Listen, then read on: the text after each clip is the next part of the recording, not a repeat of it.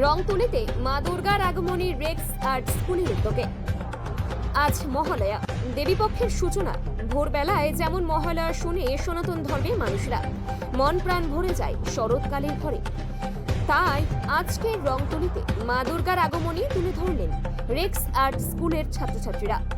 তারা আজকে মরুটিয়া বাস স্ট্যান্ডে রং তুলে দিয়ে দেবী দুর্গার ছবি সহ অন্যান্য ছবি এঁকে মানুষের মন জয় করে তুললেন এবং তার মধ্যে তারা সম্মান পেলেন ওই স্কুলের শিক্ষক কৌশিক দত্তের হাত থেকে।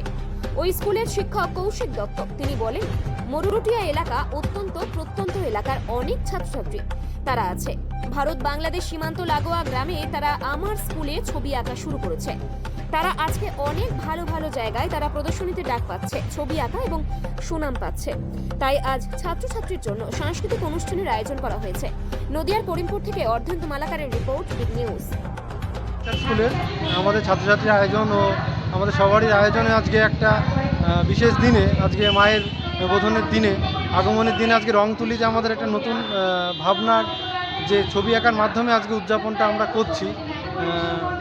আমাদের এই শুভ মহালয়ার সামনে আমাদের বাঙালির শ্রেষ্ঠ উৎসব দুর্গাপুজো।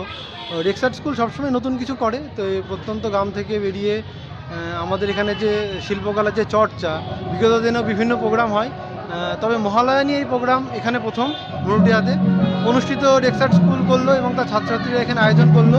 খুব সুন্দর প্রোগ্রাম হয়েছে, প্রায় 100-র উপরে ছাত্রছাত্রীরা অংশগ্রহণ করেছে।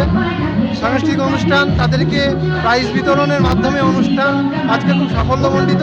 প্রচুর মানুষ এসেছে যারা ছবিটা দেখেছে, তো খুব ভালো লাগছে যে শিল্পের এই বিকাশটা আমরা ঘটাতে পারছি, তার অগ্রগতির সাথে আমরা থাকছি। এটা সব থেকে বড় পাওনা যে প্রত্যন্ত গ্রাম থেকে ছেলেরা, গার্জেনরা সুন্দরভাবে এগিয়ে আসছে এবং এই সহযোগিতায় ভবিষ্যতে আরও বড় বড় প্রোগ্রাম